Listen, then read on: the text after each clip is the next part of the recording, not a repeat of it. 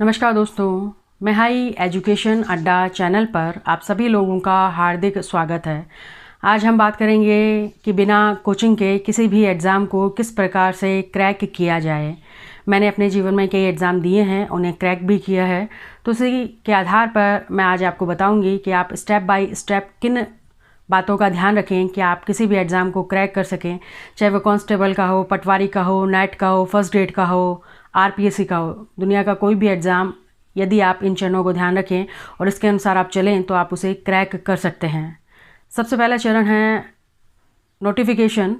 तो यदि कोई भी विभाग कोई भर्ती जारी करता है तो उसका नोटिफिकेशन या विज्ञप्ति जारी करता है। नोटिफिकेशन एक तरह की बाउंड्री लाइन है, इससे बाहर कुछ भी नहीं होगा। एग्ज़ाम कब होगा, सीट कितनी है, किसे कितना आरक्षण दिया गया है, फ़ीस क्या रखी गई है, पेपर कैसे होंगे, उस सब की जानकारी इस नोटिफिकेशन में दी होती है।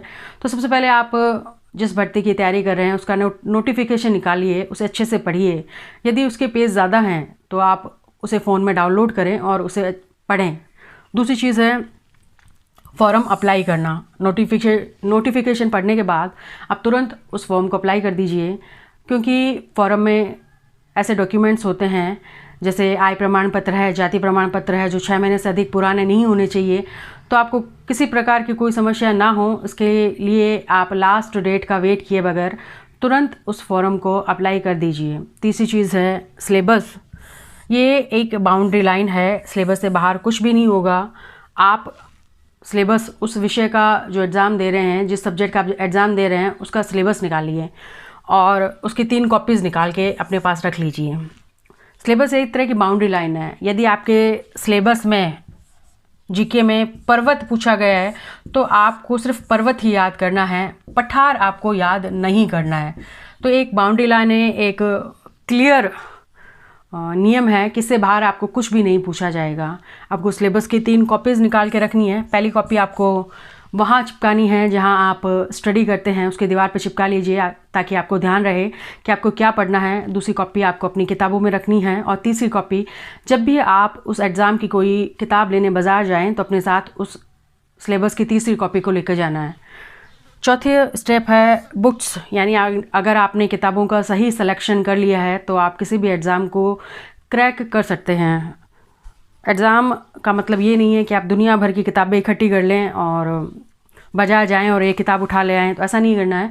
आपको सिलेक्टेड किताबें ही चुननी है जो आपके पाठ्यक्रम को पूरा करें और आपके कॉन्सेप्ट को क्लियर करें। तो जब भी आप बाज़ार किताब लेने जाएं तो जो सिलेबस की एक कॉपी मैंने आपको कही है वो अपने पास रखें। एक तरफ सिलेबस की वो कॉपी रखें और दूसरी तरफ जो बुक आप ले रहे हैं उसको रखें और दोनों को मैच करें कि आपके पाठ्यक्रम के अकॉर्डिंग वो बुक पूरी है या नहीं है। क्योंकि जब मैं अपने जीवन में एग्ज़ाम क्रैक कर रही थी, अपने जीवन के एग्ज़ाम दे रही थी, उस समय मैंने ये देखा है कि लगभग 70% किताबों में तो पाठ्यक्रम ही पूरा नहीं है। तो अगला चौथा स्टेप है सही किताबों का चुनाव करें आप।